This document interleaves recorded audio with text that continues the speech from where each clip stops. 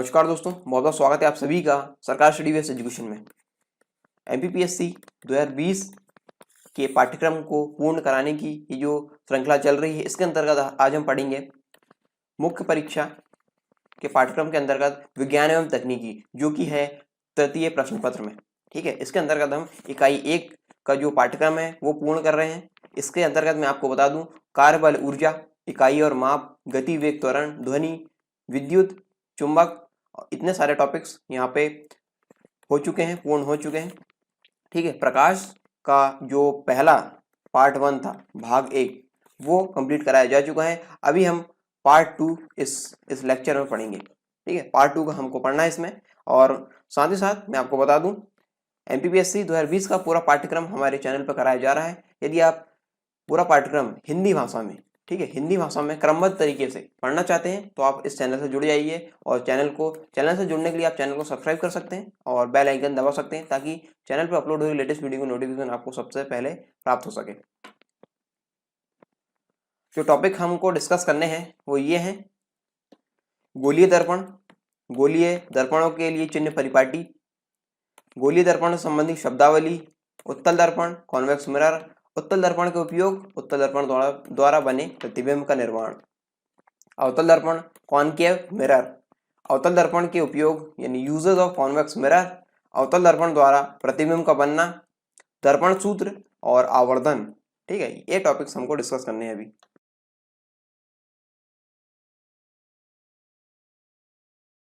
यदि आप एमपीपीएससी और व्यापम से संबंधित एग्जाम की तैयारी कर रहे हैं तो अनअकैडमी आपके लिए लेकर आए हैं लाइव स्पेशल क्लासेस और free test series. Live special classes में आपको क्या मिलेगा? आपको इंटरेक्ट करने का मौका मिलेगा टॉप एजुकेटर्स से, और आपको लाइव क्लासेस मिलेगी। और इसके लिए आपको डाउनलोड करना होगा अनअकैडमी का ऐप, और आपको लॉगिन होना पड़ेगा और अपना गोल चूज करना पड़ेगा एमपीपीएससी और व्यापम से संबंधित। और आपकी लर्निंग यहाँ से स्टार्ट होती है only on India's largest learning platform Unacademy पर। अनअकैडमी का जो ऐप है इस प्रकार दिखता है, और आप यहाँ पे जो अपना गोल चूज करेंगे वो इस प्रकार कर सकते हैं एमपीपीएससी और व्यापम से संबंधित। साथ ही साथ यहाँ पे आपको मिलते हैं डाउट क्लियरिंग सेशन। आप अपने डाउट क्लियर कर सकते हैं इन सेशन में अपने क्वेश्चन भेज के, और आप यहाँ पे टाइप करके कर सकते हैं अपने क्वेश्चन, वहाँ पे भेज सकते हैं। और साथ ही साथ इमेज के फॉर्म में भी वहाँ पे भेज सकते हैं।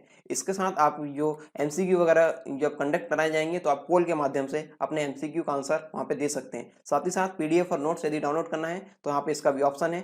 हर लेक्चर के बाद आपको यहाँ पे इसके नोट्स डाउनलोड करने के ऑप्शन मिल जाते हैं।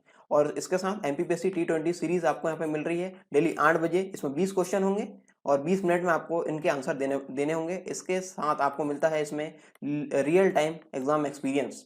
और ये जो पेपर होगा इसका इसमें जो भी डाउट होंगे आपको वो कंप्लीट जो आपके क्लियर कराए जाएंगे 8:30 बजे से 9:30 बजे तक डेली, जो टॉप एजुकेटर्स है उनके द्वारा।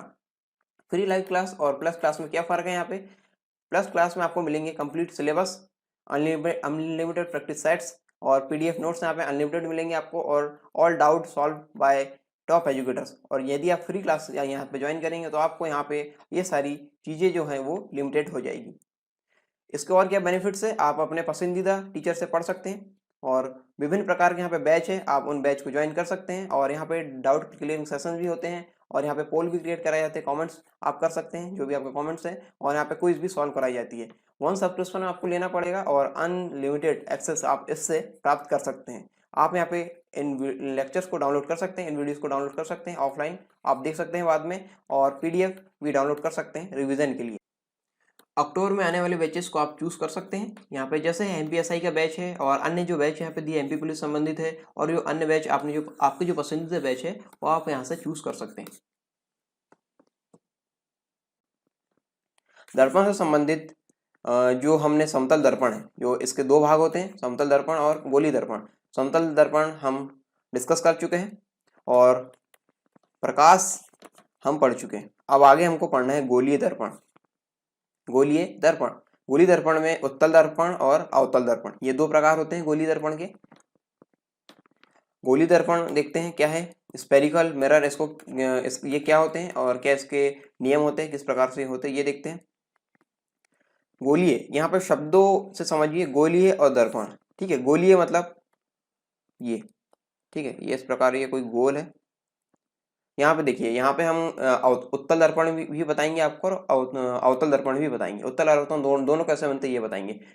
परिभाषा देखिए यहाँ पे, ऐसा दर्पण जिसकी परावर्तक सतह एक खोखले गोले का भाग हो। ये खोखला गोला है, ये जो गोला है खोखला है, ठीक है, ये गोला है खोखला है, जिसकी परावर्तक सतह एक खोखले गोले का भाग हो अथवा गोलाकार सतह से निर्मित किया गया हो। या तो खोखला हो सकता है, खोखले गोले का भाग हो सकता है, या फिर गोलाकार कुछ सतह है वहां से, ये गोलाकार कुछ सतह है यहाँ से, ये गोलाकार को सतह है, हालांकि एकदम कर्व नहीं बन रहा है लेकिन समझ जाइए, गोलाकार सतह है वहां से निर्मित किया गया हो, गोलीय दर्पण कहलाता है। ठीक है, गोलीय दर्पण समझ में आ गया।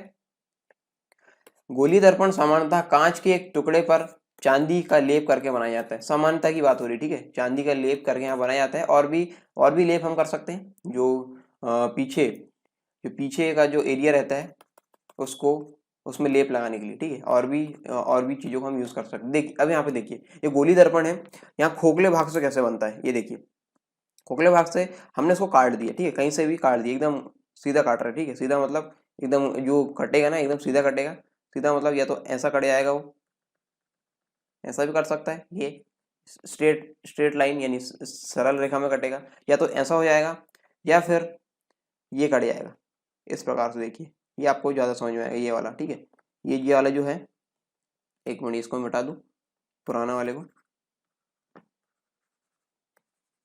ये देखिए, कंट्रोल जेड भी नहीं होता उसमें, चलिए फिर से बना देता हूँ उसको, ये हो गया गोलीय, ठीक है, यहाँ से हमने इसको काट दिए, बीच से काट दिए। अब देखिए जब बीच से ये कटेगा, बीच से ये कटेगा तो आकृति कैसे बनेगी, यहाँ पर समझिएगा, जब बीच से ये कटेगा तो यहाँ पे आकृति किस प्रकार से बनेगी। यहाँ पे देखिए ये बीच से कटा, ये बीच से जब कटा तो एक भाग ये आ गया, और दूसरा भाग इसको मैं दूर करके लिख रहा हूँ ना, ये दूसरा भाग ये आ गया, दो चीजें बन गई, ठीक है। इसी को हमने काटे मतलब बीच से उसको खोखले भाग, जो खोखला भाग है उसको हमने बीच से सेपरेट किए, अलग किए, तो इस प्रकार की आकृति आई, ठीक है। अब यहाँ पे देखिए, यहाँ पे मैं आपको बताऊंगा उत्तल दर्पण और अवतल दर्पण, ये कैसे बनते हैं। यहाँ पे देखिए, पहले हम बनाते हैं अवतल दर्पण, ठीक है, इस वाले भाग में देखिए, इस वाले भाग में अवतल दर्पण के जो परावर्तक सतह है, जो परावर्तक सतह रहेगी वो अंदर की ओर गोली होगी, ठीक है, अंदर की तरफ ऐसी होगी। यहाँ पे देखिए, ये इसको हम बाहर से पॉलिश कर देते हैं, बाहर से हमने इसको पॉलिश कर दी, बाहर से पॉलिश कर दी, ठीक है, ये बाहर से पॉलिश कर दिए, और ये होगी इसकी परावर्तक सतह है, ये वाली, ये यहाँ से जो दिख रही है, ये इतनी इतनी, ये हो गई क्या, परावर्तक सतह, परावर्तक सतह, ठीक है। आ रहा समझ में, एकदम बहुत ही आसान भाषा में आपको बताने का प्रयास कर रहा हूँ, ठीक है। तो यहाँ पे हमने इसको काटे इस प्रकार, ये दो भाग हुए, फिर यहाँ पे हमने इसको बाहर से पॉलिश कर दी, ठीक है, पॉलिश किए तो एक साइड पॉलिश कर रहे हैं हम, ठीक है, एक साइड पॉलिश कर रहे हैं और दूसरा साइड जो जैसा का वैसा हम रहने दे रहे हैं, तो ये हो जाएगी परावर्तक सतह, ये वाली, ठीक है, ये वाली जो होगी परावर्तक सतह हो जाएगी, और एक साइड हो जाएगा किसमें, पॉलिश। तो ये वाला जो जो दर्पण रहेगा उसको बोलेंगे हम अवतल दर्पण, अवतल दर्पण, ठीक है, इस प्रकार से रहेगा। देखिए ये ऐसा बना, यहाँ से ये हुआ, ये इसमें ये पॉलिश, ये कोई कुछ निकला नहीं है, ये पॉलिश का निशान होता है, ठीक है, ये कि हमने यहाँ पे ये पॉलिश की है, ये पॉलिश की है, और ये है इसकी परावर्तक सतह, परावर्तक सतह, ठीक है, ये आ गया आपको समझ में अवतल दर्पण। अब देखिए इसी में उत्तल दर्पण कैसे बनाएंगे। उत्तल दर्पण को हम इस वाली साइड से करेंगे, इस वाली साइड से हम पेंट करेंगे, ठीक है, इस वाले भाग को हमने ऐसे पेंट किए, आपको अवतल दर्पण समझ में आएगा। अब उत्तल देखिए, इस वाले चित्र में ये हमने इस वाली साइड में पॉलिश कर दी, ठीक है, बैक साइड पॉलिश किए, पॉलिश बैक साइड ही हो रही है दोनों में, लेकिन यहाँ पे देखिए, यहाँ पे जो आकार है उनका वो बदल रहा है। यहाँ पे देखिए, यहाँ पे हमने पॉलिश कर दिए, ये बन गया क्या, एक साइड पॉलिश हुई और एक साइड क्या हो गया, ये परावर्तक सतह हो गई, ये क्या हो गई, परावर्तक सतह। तो यहाँ पे परावर्तक सतह इसकी उभरी हुई रहती है, ठीक है, ऐसी, ये इस प्रकार से, ये जो उभरी हुई ना ये वाली, ये देखिए इस प्रकार से ये उभरी हुई रहती है, और इसके पीछे साइड यहाँ पे लेप होता है। तो ये बने होते किससे, ये किसी गोलीय खोखले भाग से, ठीक है। तो ये इस प्रकार से, ये जो इनकी जो जो बनावट रहती है उस प्रकार से रहती है, ठीक है। मैं फिर से आपको बता देता हूँ, ये हमने, ये गोली एक खोखला भाग है कोई, ठीक है, इसको हमने सेपरेट किए, सेपरेट करने के बाद ये दो टुकड़े हुए, तो टुकड़े को हमने बाहर से, इसको बाहर से पॉलिश किए, इसको भी बाहर से पॉलिश कर दिए, तो जो इसका परावर्तक सतह है बाहर की ओर है, बाहर की ओर उभरा हुआ है, तो ये इसको बोल देंगे उत्तल, और ये अंदर की ओर है, इसको बोलेंगे अवतल, ठीक है, ये हो गया उत्तल दर्पण, ये हो गया अवतल दर्पण। ठीक है, यहाँ तक समझ में आ गया आपको। चलिए आगे बढ़ते हैं। अब इनके लिए गोली दर्पणों के लिए चिन्ह परिपाटी बहुत ही आवश्यक है। ठीक है, चिन्ह परिपाटी, परिपाटी, ठीक है, चिन्ह परिपाटी बहुत ही यहाँ पे आवश्यक है, क्योंकि जब हम इसके बारे में पता करेंगे कि कहाँ पे रखा है, किस पोजीशन पे रखा है, तो हमको इसकी परिपाटी बहुत ही आवश्यक हो जाती है। इसके लिए आपको समझने की आवश्यकता है अक्ष। ठीक है, जो गणित में जो अक्ष होते हैं ना, एक्स अक्ष, ये होता है एक्स अक्ष, ठीक है, और ये होता है वाई अक्ष। ज्यामितीय निर्देशांक जो होते हैं ये वही है और कुछ नहीं। यहाँ पे देखिए ये सारी चीजें आपको बहुत ही आसानी से समझ में आएगी अक्ष के माध्यम से। ठीक है, ये हो गया अक्ष। यहाँ पे भी क्या दिया, अक्ष दिया है। यहाँ पे हो गया एक्स, यहाँ पे होगा एक्स माइनस, यहाँ पे होगा वाई, यहाँ पे होगा वाई माइनस। ठीक है, ये ऐसा हो गया। ये वाई एक्स का ये धनात्मक सिरा है, और ये एक्स का ऋणात्मक सिरा, वाई का धनात्मक सिरा है, और वाई का ये ऋणात्मक सिरा है। ठीक है, ये सारी चीज़ आपको समझ में आ गई। आपने मैथ्स में पढ़े होंगे, बहुत ही बेसिक लेवल है ये, कि आपको अक्ष के बारे में समझ होने चाहिए। यहाँ पे देखिए, अब देखिए इसको हम यहाँ पे अप्लाई करेंगे। देखिए यहाँ पे ये दिया गया है, ये कोई दर्पण है, ये कोई गोलीय दर्पण है। ठीक है, यहाँ पे ये नहीं बताया कि अवतल है या उत्तल है। ठीक है, यहाँ पे देखिए उत्तल या अवतल ये नहीं बताया गया। यहाँ पे सिर्फ उन्होंने बता दिया है गोलीय। ठीक है, गोलीय दर्पण कोई भी हो सकता है, या तो अवतल हो सकता है या उत्तल हो सकता है, दोनों के लिए चिन्ह परिपाटी समान होगी। ठीक है, तो यहाँ पे देखिए ये कोई एम एन, ये कोई दर्पण है, एम एन कोई दर्पण है। ठीक है, ये कोई दर्पण है। यहाँ पे देखिए ये वाला कोई दर्पण है। अब देखिए यहाँ पे ध्रुव है, ये ध्रुव होता है। ठीक है, अभी हम इसके बाद जो यहाँ पे हम इसकी शब्दावली देखेंगे तब आपको ध्रुव के बारे में पता चलेगा। यहाँ पे सिर्फ समझ लीजिए कि ये कोई ध्रुव है। ठीक है, किसी दर्पण का ध्रुव है, ध्रुव है यहाँ पे, और ये क्या है, एम एन एक दर्पण है। ठीक है, गोलीय दर्पण है और इसका ये ध्रुव है, और ये इसका क्या है, अक्ष, ये अक्ष है, अक्ष। ठीक है, ये अक्ष है। चलिए यहाँ पे मुझे लगता है कि आपको यहाँ पे समझ में नहीं आया। पहले मैं आपको बता देता हूँ क्या, इसकी शब्दावली, क्योंकि यहाँ पे बहुत सारे शब्द यहाँ पे उपयोग हो रहे हैं। ठीक है, तो पहले देखिए शब्दावली पे आपको आपको आपको मैं बता देता हूँ, फिर इसके बाद परिपाटी हम पढ़ लेंगे। ठीक है, कोई दिक्कत नहीं, हम आगे पीछे करके करके पढ़ सकते हैं, जरूरी है कि आपको समझ में आना चाहिए। ठीक है, गोली दर्पण से संबंधित शब्दावली हम देखते हैं। पहले ये देख लेते हैं, गोली दर्पण है कोई भी तो उसका वक्रता केंद्र होता है। ठीक है, ध्रुव होता है, वक्रता त्रिज्या होती है, ये सारी अक्ष होते हैं, फोकस होते हैं, फोकस दूरी होती है। ठीक है, ये सारी चीजें होती है। तो हम देखते हैं क्या क्या होती है। यहाँ पे देखिए इस वाले इसमें ये कोई दर्पण है, गोली दर्पण। ठीक है, गोली दर्पण है कोई। यहाँ पे देखिए इस प्रकार ये कोई अक्ष है, इसका अक्ष। ठीक है, मुख्य अक्ष इसको बोलेंगे, मुख्य अक्ष। ये हो गया। यहाँ पे कोई दर्पण है, एम एन कोई दर्पण मान लीजिए। ठीक है, कोई दर्पण है, तो यहाँ पे देखिए इसकी इसमें जो शब्दावली होगी वो कैसे होगी। ठीक है, ये यहाँ पे ये होगा पी। अब देखिए पी हो गया, यहाँ पे सी होता है, सी यहाँ पे होता है एफ। ठीक है, ये सारी चीजें यहाँ पे होती है। अब देखिए इसको समझाता हूँ क्या क्या। वक्रता केंद्र क्या होता है, गोलीय दर्पण, इसको हम सी से दर्शाएंगे, ये वक्रता केंद्र को। अब देखिए गोली दर्पण जिस खोखले खोखले गोले का भाग होता है, उस खोखले गोले का केंद्र को हम दर्पण का वक्रता केंद्र बोलेंगे।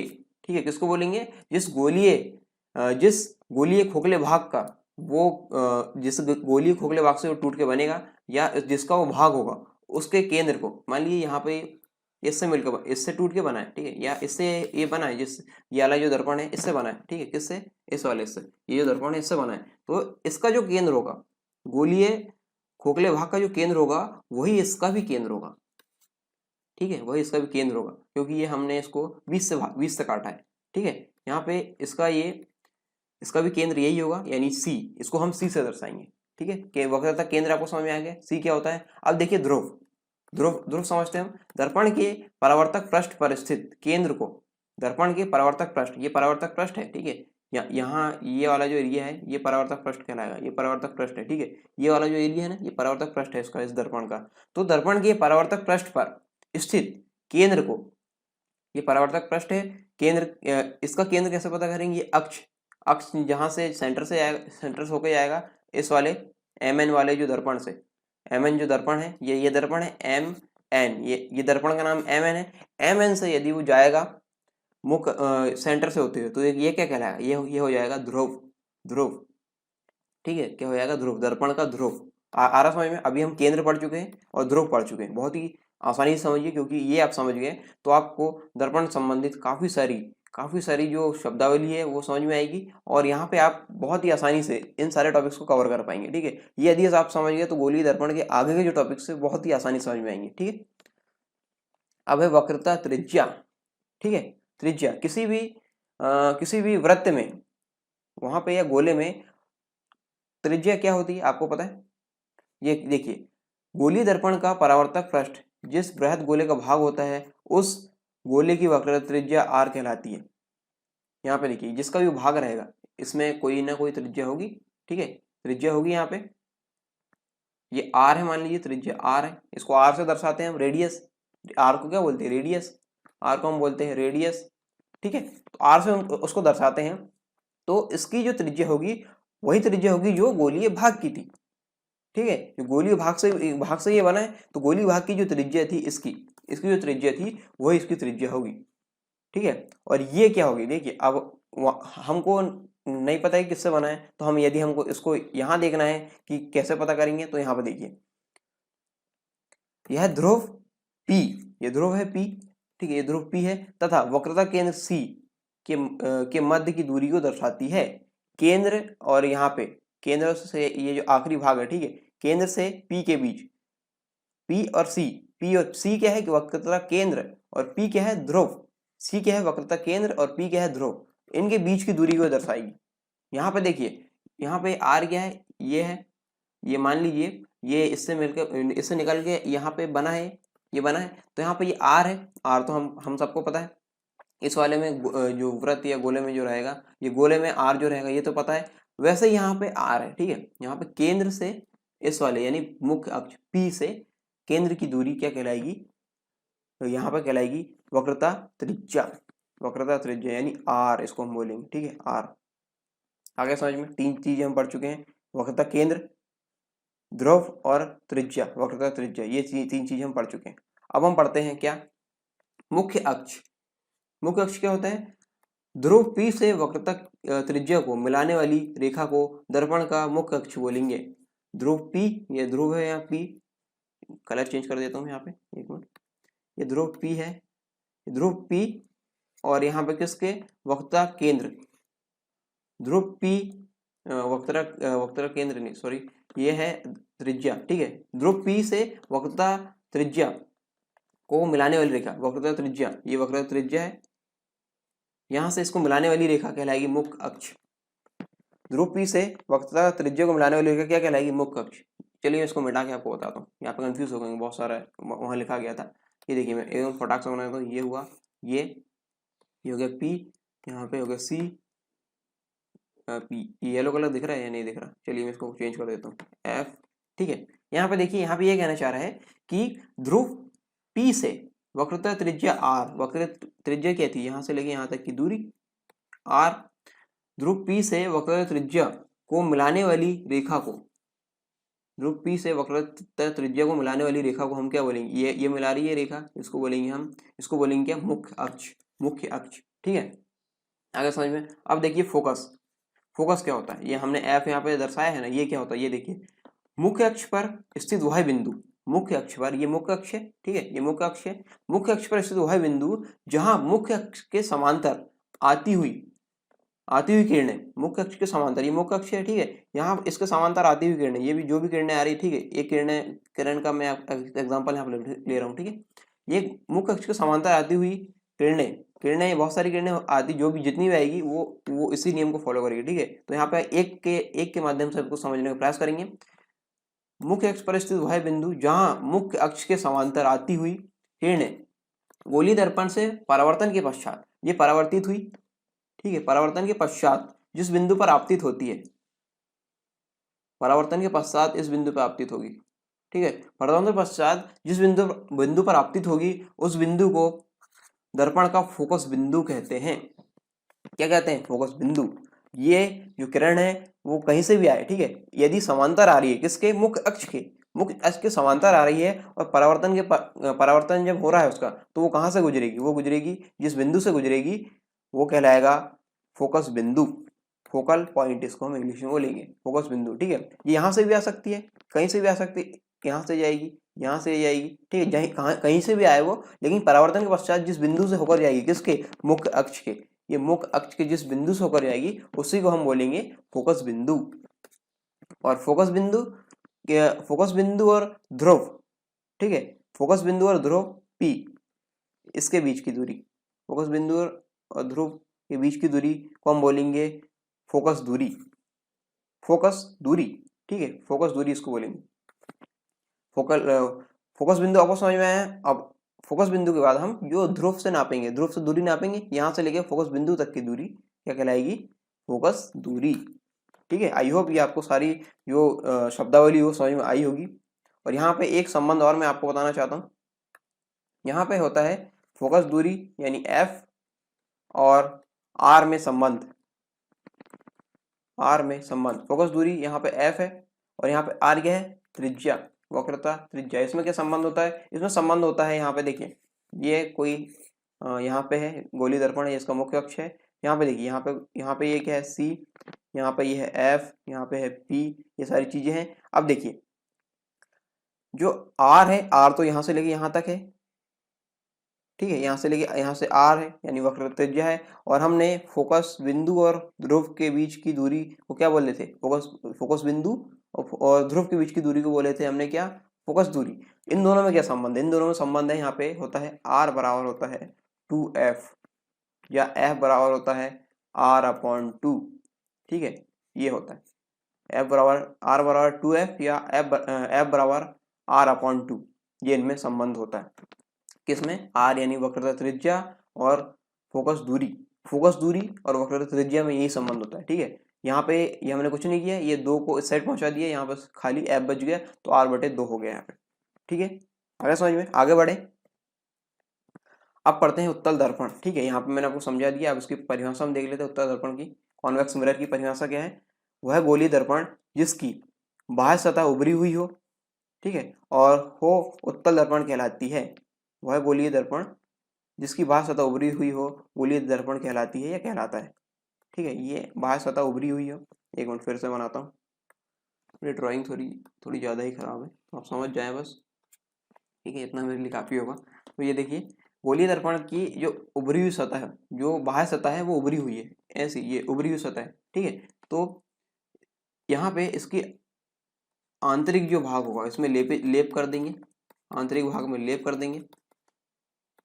देंगे, यहाँ पे लेप किया जाता है। यह दर्पण अनंत से आने वाली किरणों को फैलाता है, इसलिए इसे अपसारी दर्पण भी कहा जाता है। आपको यहाँ पूछा जा सकता है अपसारी दर्पण क्या होता है। अपसारी दर्पण उत्तल दर्पण होता है जो क्या करता है, अनंत से आने वाली किरणों को फैलाता है। अनंत मतलब इधर ये अनंत है, ठीक है, ये अनंत से आने वाली ये किरणें रहेगी, इसको फैलाएगा, मैग्नीफाई करेगा। ठीक है, इसके बारे में और हम पढ़ेंगे आगे, तब आपको और इसके जो डाउट है वो क्लियर हो जाएंगे, या जो भी टॉपिक्स है वो क्लियर हो जाएंगे। ठीक है, गोलीय दर्पण का भाग होता है उत्तल दर्पण। उत्तल दर्पण आपको समझ में आ गया। उत्तल दर्पण में एक साइड हम पॉलिश कर देते हैं, ऊपरा वो भाग क्या होता है, परावर्तक सतह।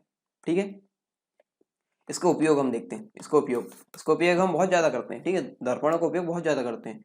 और उत्तल दर्पण का उपयोग हम कहाँ करते हैं, स्कूटर, मोटर कार या बस के पीछे आदि में पीछे का वाहन देखने के लिए हम करते हैं। ठीक है, पीछे का वाहन देखने के लिए हम करते हैं। जो भी हम व्हीकल यूज़ करते हैं उसमें जो साइड मिरर रहते हैं, साइड मिरर जो रहते हैं उसमें लगे होते हैं, वो कौन से वाले होते हैं, वो होते हैं उत्तल दर्पण। ठीक है, उत्तल दर्पण होते हैं,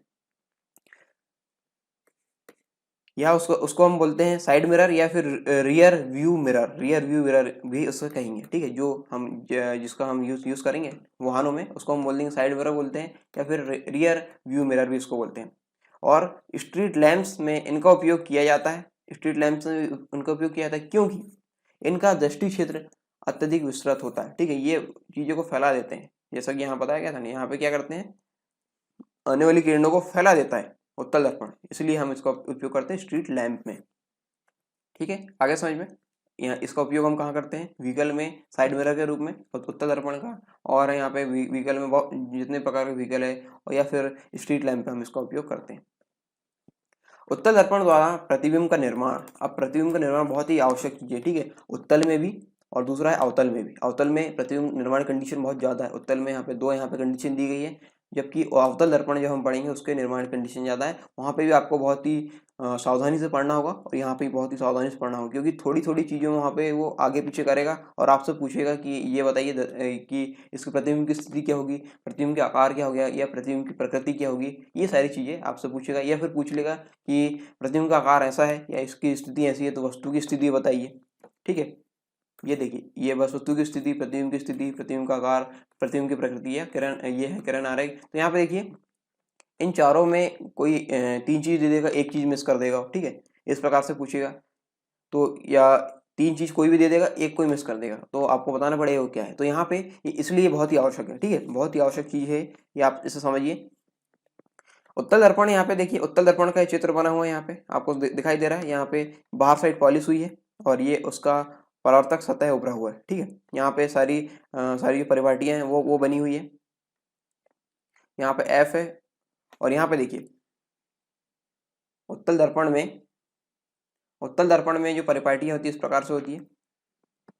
ये देखिए, ये हुआ, ये तो हमने अभी यहाँ पे इसके बारे में पढ़ा था, ये वाला ये पढ़ा था ना, ठीक है, ये हमने संदर्भ पढ़ा था अवतल दर्पण के इसके संदर्भ में पढ़ा था। अब उसको हम पढ़ेंगे उत्तल दर्पण के संदर्भ में, ठीक है।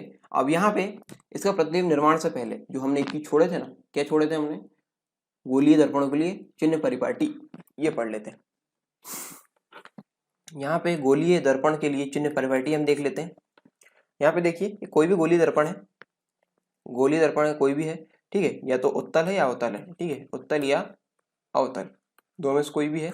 इसके लिए जो चिन्ह परिपाटी होगी वो क्या होगी, यहाँ पे देखिए एम एन, यहाँ पे कोई दर्पण है, जो एम एन है यहाँ पे कोई दर्पण है, ठीक है, ये गोली है या गोलीय दर्पण है, या उत्तल है या अवतल है, ठीक है। इसके लिए चिन्ह परिपाटी क्या होगी, यहाँ पे आपको समझने के लिए यहाँ मैं बताता हूँ अक्ष, ठीक है, ये अक्ष आपको बता देता हूँ। अक्ष आपने गणित में पढ़ा होगा अपनी क्लासेस में, छोटी क्लासों में 6वीं से लेकर 10वीं तक। यहाँ पे होता है एक्स अक्ष, एक्स धनात्मक, एक्स ऋणात्मक, यहाँ पे होता है वाई अक्ष, वाई धनात्मक होता है और वाई होता है ऋणात्मक, ये सारी चीजें हो गई, ठीक है। अब यहाँ पे देखिए कोई वस्तु यहाँ पे रखी हुई है इसके इधर साइड में, ठीक है, ये मुख्य अक्ष है, ये मुख्य अक्ष है, मुख्य अक्ष ये वाला है एक्स, एक्स डैश, और ये है पी इसका ध्रुव है, और ये एम एन क्या है यहाँ पे दर्पण, ठीक है, ये सारी चीजें हैं। अब यहाँ पे देखिए यदि इस वाले लेफ्ट साइड में रखी रहेगी दर्पण, कोई भी उत्तल हो चाहे अवतल हो, यहाँ पे यदि जो कंडीशन इसकी बनेगी, इसके लिए परिपाटी रहेगी,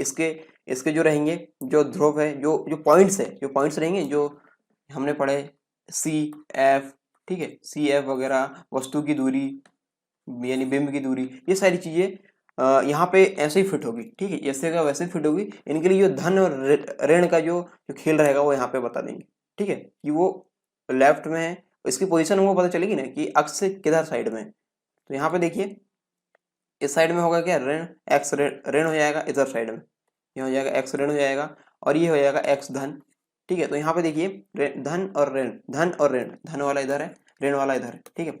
धन और ऋण में क्या होगा यहाँ पे, यदि ये दर्पण के इस साइड में है, दाएं साइड में है, तो ये हो जाएगी ये दूरी जो कहलाएगी क्या हो जाएगी धनात्मक, और इस साइड हो जाएगी ऋणात्मक, ठीक है। एक चीज समझ में आई, दूरी यदि जो भी रहेगी या तो एक हो जाएगी, त्रिज्या आर वो भी दूरी है, ठीक है, एफ फोकस दूरी ये भी दूरी है, और वस्तु की दूरी ये भी दूरी है। तो दूरियां बताने के लिए हम यहाँ पे धन और ऋण उसकी स्थिति बताने के लिए हम ये इस परिपाटी का प्रयोग करेंगे। यहाँ पे देखिए ये धन और ऋण है, इस साइड आएगी धन आएगी, इस साइड आएगी ऋण आएगी, कोई भी, ठीक है, कोई भी जो भी हम शब्दावली जो भी रहेंगे वक्त तक त्रिज्या और फोकस बिंदु या फिर वस्तु की दूरी, ये सारी यदि इस साइड में रहेगी तो ये क्या हो जाएगी, ऋण इस वाले भाग में क्या हो जाएगी, ऋण, इसकी दूरी है ऋण हो जाएगी, इधर क्या होगी धन, जो भी हम शब्दावली यूज करेंगे इस साइड में धन। अब देखिए ऊपर साइड में, ऊपर इस वाले इसमें यदि हो तो क्या होगा, ऊपर वाले में क्या है, वाई अक्ष है, वाई पॉजिटिव है यहाँ पे, तो यहाँ पे इसकी ऊंचाई क्या होगी, या तो यहाँ होगी या तो यहाँ होगी, ठीक है, यहाँ पे कहीं भी हो, ऊपर पे कहीं भी हो, इसकी ऊंचाई यदि मुख्य अक्ष के ऊपर साइड है तो हो जाएगी धनात्मक, क्या हो जाएगी, धनात्मक। और मुख्य अक्ष के नीचे साइड है, मुख्य अक्ष के नीचे साइड है, तो वो हो जाएगी क्या, ऋणात्मक। क्या हो जाएगी, ऋणात्मक। यानी हम जब ऊंचाई की बात करेंगे, ऊंचाई यदि हम ले रहे हैं, ठीक है, तो ऊंचाई हम इस प्रकार से ले रहे हैं, तो यदि ये वाले इस वाले ब्लॉक में आएगी तो ये आएगी धनात्मक में, और इस वाले इसमें आएगी तो ये आएगी ऋणात्मक में। जैसे हम गहराई बोल सकते हैं, ये मुख्य अक्ष के नीचे हम गहराई बोल सकते हैं या फिर ऊंचाई भी बोलेंगे, तो कोई दिक्कत नहीं, यहाँ पे हो जाएगी ऋणात्मक। ठीक है, आगे समझ में, ये जो है धन और ऋण का जो खेल है वो समझ में आ गया आपको। ये हम बताने के लिए हम उस चीज़ को बताने के लिए इसका उपयोग करते हैं कि इसकी स्थिति क्या है। ठीक है, स्थिति। ठीक है, आगे समझ में, ये जो परिपाटी है इसके लिए धन ऋण। अब देखिए, उत्तल दर्पण जो है, उत्तल दर्पण यानी कॉन्वेक्स मिरर, इसके बारे में उपयोग हम देख लिए थे। अब यहाँ पे इसका प्रतिबिंब निर्माण हम देखते हैं। प्रतिबिंब निर्माण ये है उत्तल दर्पण। ठीक है, उत्तल दर्पण में ये वाला ऐसा कुछ बना हुआ है, ये है, ये पॉलिश हुई है। ठीक है, पॉलिश यहाँ पे ये है, पॉलिश हो गई। तो यहाँ पे जिस भाग से वो कट के बना है उसका जो सी रहेगा, इसी का सी रहेगा। ठीक है, यानी वक्रता केंद्र रहेगा, ये पी रहेगा, ये है मुख्य अक्ष, मुख्य अक्ष ये है। ठीक है, यहाँ पे समझ में आ रहा है, मुख्य अक्ष ये है, और यहाँ पे हो जाएगा एफ, इसका आधा, एफ है, ये सी है, एफ है, यहाँ पे सी है। ठीक है, अब देखिए यहाँ पे क्या कंडीशन बनेगी। यहाँ पे कंडीशन ये बन रही है कि वस्तु उत्तल दर्पण में कोई वस्तु यदि अनंत पर रखी हुई है, अनंत पर रखी, कहीं पे भी रखी है, अनंत से आ रही है इसकी। ठीक है, अनंत पर रखी हुई वस्तु, अनंत पे रखी हुई वस्तु है, और उसके बारे में हम देखते हैं। अनंत पर रखी हुई वस्तु, तो यहाँ पे उत्तल दर्पण में क्या कंडीशन बनेगी। यहाँ पे उत्तल दर्पण में वस्तु अनंत पर रखी हुई है, तो प्रतिबिंब की स्थिति क्या रहेगी, प्रतिबिंब जो बनेगा उसकी स्थिति क्या रहेगी, उसकी रहेगी फोकस पे, फोकस पे। ठीक है, यहाँ पे कहीं से भी आ रही है, ये आ रही है। ठीक है, मैंने आपको बताया था मुख्य अक्ष के समांतर यदि आ रही हो तो कहाँ से होकर गुजरेगी, फोकस बिंदु से। फोकस बिंदु ये देखिए यहाँ पे, यहाँ पे। ठीक है, इस वाले चित्र में देखिए, इस वाले चित्र में ये तो हो रहा है, यहाँ पे ये आई, ये आई, ये आई। ठीक है, यहाँ पे आ रही है, यहाँ से फिर ये इसका जो बनेगा, ठीक है, जो प्रतिबिंब बनेगा वो एफ पे बनेगा, वक्रता कह रहा है फोकस बिंदु पे। एफ बराबर, एफ क्या होता है, फोकस बिंदु। तो फोकस बिंदु पे दर्पण के पीछे, ये दर्पण है, इसके पीछे इस वाला एरिया क्या हो जाएगा, पीछे, सामने वाला परावर्तक सतह है, इस वाला एरिया सामने और इस वाला एरिया पीछे हो जाएगा, ये पीछे का। तो इसका जो बनेगा, जो प्रतिबिंब बनेगा फोकस में बनेगा और दर्पण के पीछे बनेगा। प्रतिबिंब का आकार क्या होगा, आकार होगा अत्यधिक छोटा बिंदु के आकार का। प्रतिबिंब की प्रकृति क्या होगी, आभासी तथा सीधी, आभासी और सीधी।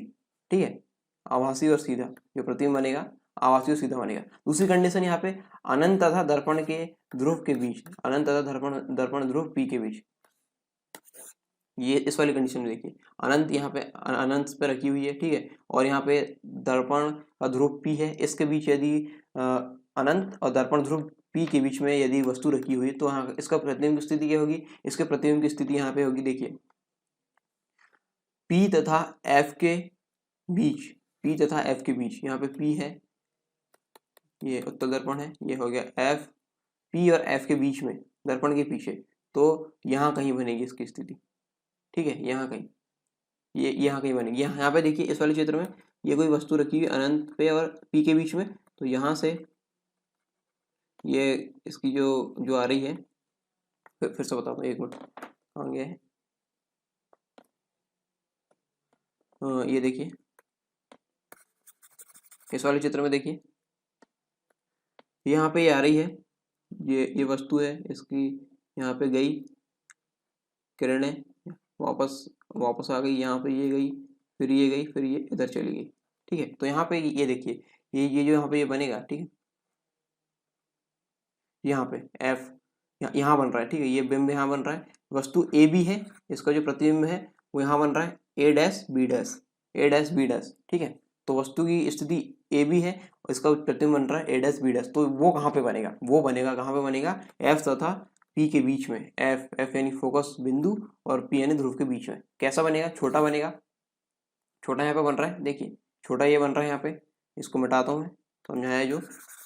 अब यहाँ पे देखिए, इसमें देखिए ये छोटा बनेगा ना, ये देखिए यहाँ पे छोटा हो रहा है। ठीक है, ये बड़ा है, यहाँ पे छोटा दिख रहा है, तो प्रतिबिंब का आकार क्या होगा, छोटा हो जाएगा। प्रतिबिंब की प्रकृति क्या हो जाएगी, आभासी तथा सीधी। ठीक है, सीधी, इसकी प्रकृति होगी सीधी। तो उत्तल दर्पण के प्रतिबिंब निर्माण के संबंधित ये हम देख चुके हैं। अब पढ़ते हैं अवतल दर्पण के बारे में। कॉनकेव मिरर ऐसा दर्पण है जिसका परावर्तक पृष्ठ अंदर की ओर झुका हुआ है अथवा वक्रित हो, अंदर की ओर झुका हुआ अथवा वक्रित हो, अवतल दर्पण कहलाता है। इसका बाह्य भाग लेपित होता है, ठीक है, इसका बाह्य भाग जो है पॉलिश्ड होता है, लेपित होता है इस प्रकार से, ठीक है। ये अवतल दर्पण है, इसका सॉरी उत्तल है, ये अवतल दर्पण ये है, ये हो जाएगा, इसका बाह्य भाग पॉलिश हुआ होगा, इसका हो जाएगा परावर्तक पृष्ठ ये हो जाएगा इसका, ठीक है। अब इसका उपयोग देख लेते हैं। इसका उपयोग क्या है? चिकित्सकों द्वारा रोगियों के नाक, कान, दांत आदि की जांच के लिए सर्च लाइट, टॉर्च एवं वाहनों की हेडलाइट में, सोलर कुकर, सेविंग दर्पणों में, परावर्तक दूरबीन आदि में अवतल दर्पणों का प्रयोग किया जाता है या उपयोग किया जाता है, ठीक है। चिकित्सक करते हैं, जो ENT वाले रहते हैं, ENT ईयर नोज टीयर क्या टंग है, ठीक है, ईयर नोज टंग, ये ENT जो डॉक्टर रहते हैं ना। हालांकि मुझे जो मेडिकल वाली शब्दावली है वो ज़्यादा मैं उसमें इंटरेस्ट नहीं लेता हूँ। यहाँ पे ENT के डॉक्टर यूज़ करते हैं, समझ लीजिए। और यहाँ पे सर्च लाइट, टॉर्च, ठीक है, टॉर्च वगैरह में यूज़ होता है अवतल दर्पण, हेडलाइट, सोलर कुकर में, शेविंग दर्पण में आदि, ठीक है। और परावर्तक दूरबीन में इसका उपयोग होता है अवतल दर्पण का। इतने सारे यूज है इसके, आप कोई भी लिख सकते हैं, ठीक है। अवतल दर्पण द्वारा प्रतिबिंब का बनना, ठीक है। यहाँ पे देखिए ये बहुत ही व्यापक है, यहाँ पे 6 कंडीशन यहाँ पे बनेगी, ठीक है। आप बहुत ही आसानी से समझना, इसमें कोई भी ऐसा कोई रॉकेट साइंस नहीं है, ठीक है, कि आपको समझ से बाहर रहेगा। क्योंकि यहाँ पे सिर्फ हमको ये देखना है कि उसकी स्थिति क्या है, कहाँ पे उसको वस्तु है और कहाँ उसका प्रतिबिंब बनेगा, ठीक है। तो हमको जो पहले से परिपाटी हमने पढ़ चुके हैं और जो शब्दावली हमने पढ़े हैं उसके आसपास में रहेगा, ठीक है। उसी से संबंधित हम बताएंगे कि बिंब यहाँ पे है, यानी वस्तु यहाँ पे है, उसका प्रतिबिंब कहाँ बनेगा और कैसा बनेगा और इसकी स्थिति क्या होगी, उसकी प्रकृति क्या होगी, ये बताना है, ठीक है। तो देखिए, वस्तु की स्थिति थी अनंत पे हो, ठीक है, अनंत से आ रहा हो, ये है अनंत, ठीक है, ये अनंत से कहीं आ रहा हो, ये अनंत है, ठीक है, ए बी कहीं अनंत से आ रहा हो, तो प्रतिबिंब की स्थिति क्या बनेगी? प्रतिबिंब की स्थिति बनेगी एफ पे बनेगी, ठीक, यहाँ पे बन रही एफ पे, ठीक है, ये एफ है, यहाँ पे एफ पे बनेगी। ये दर्पण के चिन्ह परिपाटी है, इसको बताने की आवश्यकता नहीं है, आप समझ रहे हैं, ठीक है। और यहाँ पे हमने जो एफ वक्रता नहीं, जो फोकस बिंदु है, फोकस बिंदु को हमने कैसे पता किया था कि अनंत से कोई या कहीं से भी इसका समांतर आ रही है, ठीक है। मुख्य अक्ष के समांतर यदि कोई किरण आ रही है तो कहाँ से निकलेगी, कहाँ से होकर जाएगी? फोकस बिंदु से। जिस बिंदु से होकर जाएगी उसको बोल लेते फोकस बिंदु बोल लेते। तो यहीं पे ये वाला कंडीशन यहाँ पे लगी, अनंत से आ रही है और ये इसका समांतर आ रही है, तो क्या हो जाएगी? ये हो जाएगी इसके यानी एफ पे प्रतिबिंब पे बनेगी। प्रतिबिंब कहाँ पे बनेगा? एफ पे, फोकस बिंदु पे, ठीक है। प्रतिबिंब कहाँ पे बनेगा? फोकस बिंदु पे। प्रतिबिंब का आकार क्या होगा? अत्यधिक छोटा होगा, बिंदु आकार का होगा और उसकी प्रकृति होगी वास्तविक व उल्टी। इसकी प्रकृति होगी वास्तविक व उल्टा होगा, ठीक है। पी से दूर हो गए, ठीक है। अब कंडीशन क्या बन रही? पी से दूर, ये पी है कि अक्ष, पी है यहाँ पे ध्रुव से दूर, तो एफ ध्रुव से दूर बनेगा। ध्रुव से दूर यदि रहेगा, ये स्थिति यहाँ पे ए बी है, ठीक है। तो जो प्रतिबिंब की स्थिति बनेगी वो एफ और सी के बीच बनेगी, एफ और सी के बीच, ये प्री डिफाइंड है, ठीक है। ये बहुत सारे प्रयोगों द्वारा ये यहाँ पे लिए गए। तो यहाँ पे आपको ये पता रखना है कि कहाँ कहाँ कंडीशन बन रही है, ठीक है। तो देखिए यहाँ पे पी से दूर है, पहले तो अनंत पे थी, अब पी से दूर है, तो यहाँ पे प्रतिबिंब कहाँ बनेगा? एफ तथा सी के बीच, एफ और सी के बीच यहाँ पे बनेगा। और प्रतिबिंब का आकार क्या होगा? छोटा। प्रतिबिंब का आकार कैसा होगा? छोटा होगा, वास्तविक और उल्टा होगा, ठीक है। यहाँ से ये आई, ये रेस आई, यहाँ पे गई, ठीक है, ये रेस आई, फिर यहाँ पे गई, यहाँ पे ये बना, यहाँ पे प्रतिबिंब यहाँ पे ये बन रहा है, ठीक है। अगर समझ में। अब तीसरी कंडीशन सी पे हो, देखिए यहाँ पे देखिए इसका जो क्रम है वो समझिए आप। इस वाले में देखिए इस प्रकार से है, इस वाले में ये है, ये P है, ये F है, ये C है, ठीक है। ये कंडीशन है। यहाँ पे देखिए, यहाँ पे हो क्या रहा है आपको अभी समझ में आएगा, बहुत ही आसान है, ठीक है। ये वस्तु, कोई वस्तु है वो यहाँ पे रखवा रही है, ठीक है, अनंत पे है, या फिर P से इसके बीच में है, ठीक है, या फिर C पे रखी हुई कोई वस्तु, या फिर C और F के बीच में रखी होगी, या सिर्फ F में रखी होगी, या फिर P और F के बीच में रखी होगी। इतनी कंडीशन, ठीक है। 1 2 3 4 5 6, जो 6 कंडीशन जो है वो हम देख रहे हैं। ठीक है, वस्तु को रख रहे हैं कि कहाँ पे रखी है, उसका जो बनने वाला प्रतिबिंब है वो कैसा होगा अवतल दर्पण में, ये हम देख रहे हैं। ये अनंत पे रखी होगी और ये पी और पी के पहले रखी होगी, सी पे रखी होगी, वक्र केंद्र पर रखी होगी, सी और एफ के बीच में रखी होगी, एफ पे रखी होगी और एफ और पी के बीच में रखी होगी। ठीक है, ये 6 कंडीशन हम देख रहे हैं यहाँ पे, और कुछ नहीं है। और यहाँ पे कोई ज़्यादा समझने वाली आवश्यकता है नहीं, यहाँ पे सिर्फ आप जो बेसिक है जो मैंने बता दिया हूँ वो आप समझिए।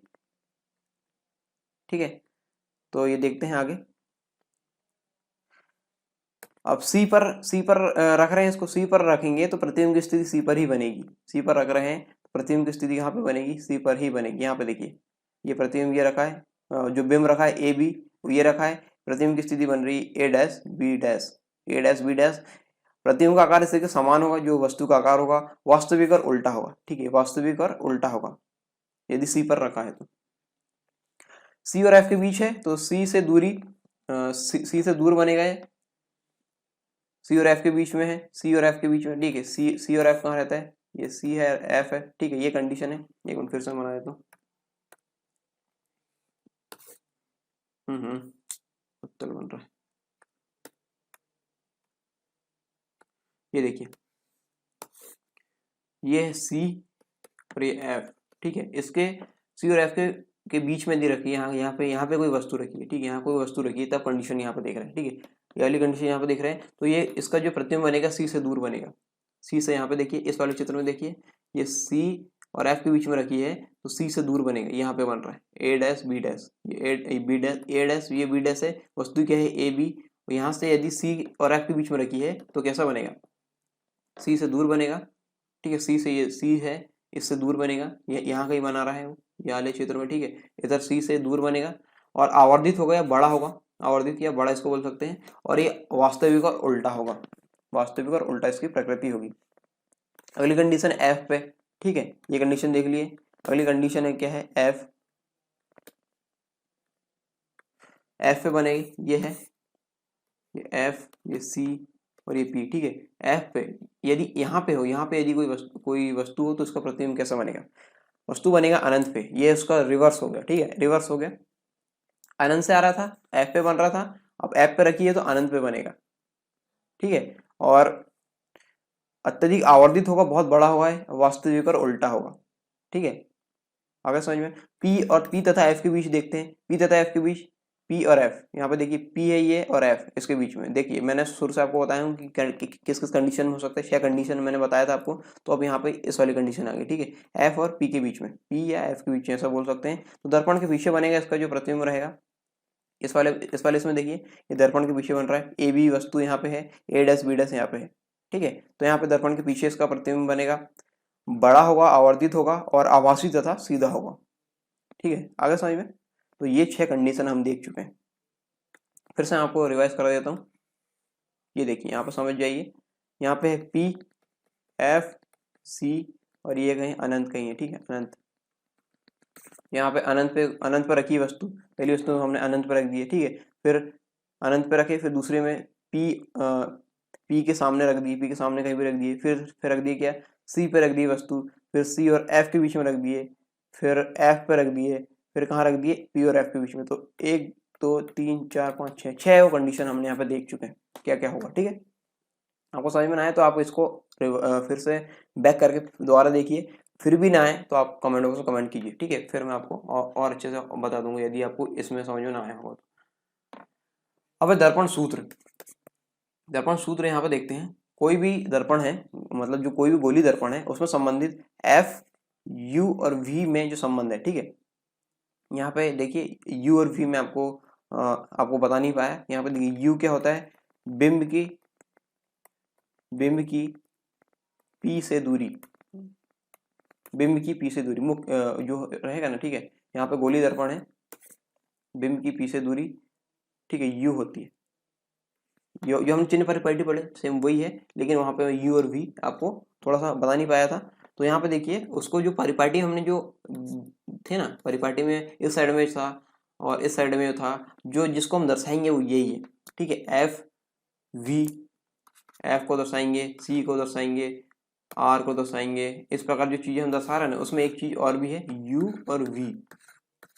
ठीक है, यू और वी। तो यू क्या होता है? यू होता है प्रतिबिंब की पी से दूरी, यानी प्रतिबिंब की कहाँ से दूरी, यहाँ पे देखिए मुख्य अक्ष से दूरी। और वी क्या होता है? जब बिंब की मुख्य अक्ष से दूरी यू आ रहा होता है, यानी वस्तु जो है, जो वस्तु है, वस्तु की दूरी। और यहाँ पे हो जाएगा वी, हो जाएगा प्रतिबिंब की दूरी, मुख्य अक्ष से प्रतिबिंब की दूरी। मुख्य अक्ष से दूरी निकालेंगे हम, ठीक है। यदि मुख्य अक्ष इधर है और मुख्य अक्ष इधर है, या जहाँ भी हो, जो प्रतिबिंब बन रहा है वो होगा वी। और वस्तु रहेगी यू। यू यानी रहेगी प्रारंभ में, और वी हो जाएगा प्रतिबिंब के बाद उसकी दूरी, ठीक है। ये आपको इतना समझ लीजिए। तो यू, वी और एफ में इसमें संबंध होता है ये वाला, ठीक है। 1/f बराबर 1/v बराबर 1/u। 1/f बराबर हो जाएगा 1/v धन 1/u, ठीक है। ये हम यदि दो चीज इसमें पता हो तो तीसरी चीज हम निकाल सकते हैं, और इसमें ये संबंध होता है, ठीक है। और ये उपर्युक्त संबंध जो है सभी गोलीय दर्पण उत्तल एवं अवतल के लिए प्रतिबिंब की सभी स्थितियों पर लागू होता है, ठीक है। सभी जगह ये लागू हो दर्पण सूत्र, उत्तल और अवतल में, दोनों दर्पणों में। आवर्धन क्या होता है? मैग्निफिकेशन। आवर्धन जो चीज हम बड़ा करके देखते हैं, ठीक है, बड़ा करके जब हम देखेंगे आवर्धित दिखाई देगी, ठीक है। तो वो वाली कंडीशन क्या होती है, कितना आवर्धित होगा, ये हम देखते हैं। किसी गोलीय के लिए प्रतिबिंब की ऊंचाई और वस्तु की ऊंचाई, प्रतिबिंब की ऊंचाई और वस्तु की ऊंचाई के अनुपात को आवर्धन कहते हैं, ठीक है। इसे एम से प्रदर्शित किया जाता है, एम। ये है इसका सूत्र, आवर्धन बराबर होगा प्रतिबिंब की ऊंचाई बटे वस्तु की ऊंचाई, ये दो चीज हो गई, ठीक है। यदि एम का मान धनात्मक हो तो प्रतिबिंब सीधा एवं आभासी होगा। यदि धनात्मक हो, देखिए क्या धनात्मक हो तो हो जाएगा सीधा और आभासी। और यदि एम का मान ऋणात्मक हो तो प्रतिबिंब वास्तविक एवं उल्टा होगा, ठीक है। दो कंडीशन मैंने आपको बता दिया, धन हो और ऋण हो। धन में क्या होगा? सीधा और आभासी होगा, और ऋण में क्या होगा? वास्तविक और उल्टा होगा। ये उसका आवर्धन यदि दर्शाएंगे तो इस प्रकार कंडीशन यहाँ पे बनेगी। तो ये थे आज के टॉपिक्स। आई होप आपको समझ में आए होंगे। बहुत ही आसानी से आपको समझाने का प्रयास मैं यहाँ पे कर रहा हूँ। और जो विद्यार्थी यहाँ पे साइंस स्ट्रीम से नहीं है तो उनके लिए मैं समझता हूँ कि ये थोड़ा कठिन हो जाएगा, क्योंकि 10वीं तक तो पढ़े होते हैं, लेकिन उसके बाद जब हम ग्रेजुएशन कर लेते हैं, 11th-12th के बाद जब ग्रेजुएशन हो जाता है तो उसके बाद काफ़ी समय हो जाता है, ठीक है। ये 3 साल ग्रेजुएशन के, कम से कम 3 साल तो ग्रेजुएशन होता है, और 2 साल 5-6 साल कम से कम गैप हो जाता है। तो जो साइंस के विद्यार्थी रहते हैं वो तो अपने सिलेबस में पढ़ते रहते हैं, कहीं ना कहीं इन सब का उपयोग करते रहते हैं। लेकिन जो अलग जैसे आर्ट्स वाले, ठीक है, आर्ट्स या कॉमर्स वाले जो स्टूडेंट है वो पूर्णतः इससे अलग हो जाते हैं, पूर्णतः नहीं फिर भी 90% में ये अलग हो जाते हैं। तो इनके लिए ये मैं समझता हूँ कि ये थोड़ा सा हैवी वर्क होगा। और यदि आप सरकारी एजुकेशन में साइंस एंड टेक पढ़ रहे हैं तो आपके लिए बहुत अच्छी बात है कि यहाँ पे बहुत ही आसानी से सरल भाषा में आपके स्तर पे आकर यहाँ पे बताया जा रहा है, ठीक है, ताकि आप इसे समझ सके जो भी साइंस के जो कंसेप्ट है। तो आई होप आपको समझ में आ गया होगा। यदि फिर भी समझ में ना आया तो आप कमेंट कर पूछ सकते हैं। वीडियो पसंद है वीडियो को लाइक करें, शेयर करें अपने दोस्तों के साथ जिन्हें इनकी सबसे ज़्यादा आवश्यकता है। और यदि आप इस लेक्चर से संबंधित कोई भी सवाल या सुझाव हो तो कमेंट करके पूछ सकते हैं। यदि आप पसंद आए तो वीडियो को डिसलाइक कर सकते हैं, लेकिन डिसलाइक क्यों किया है कमेंट बॉक्स में कमेंट करके जरूर बताएं, ठीक है। जो भी अपनी प्रतिक्रिया हो जरूर दें। Thank you for listening. यदि आप एमपीपीएससी और व्यापम से संबंधित एग्जाम की तैयारी कर रहे हैं तो अनअकैडमी आपके लिए लेकर आए हैं लाइव स्पेशल क्लासेस और free test series. Live special classes में आपको क्या मिलेगा? आपको इंटरेक्ट करने का मौका मिलेगा टॉप एजुकेटर्स से, और आपको लाइव क्लासेस मिलेगी। और इसके लिए आपको डाउनलोड करना होगा अनअकैडमी का ऐप, और आपको लॉगिन होना पड़ेगा और अपना गोल चूज करना पड़ेगा एमपीपीएससी और व्यापम से संबंधित। और आपकी लर्निंग यहाँ से स्टार्ट होती है only on India's largest learning platform Unacademy पर। अनअकैडमी का जो ऐप है इस प्रकार दिखता है, और आप यहाँ पे जो अपना गोल चूज करेंगे वो इस प्रकार कर सकते हैं एमपीपीएससी और व्यापम से संबंधित।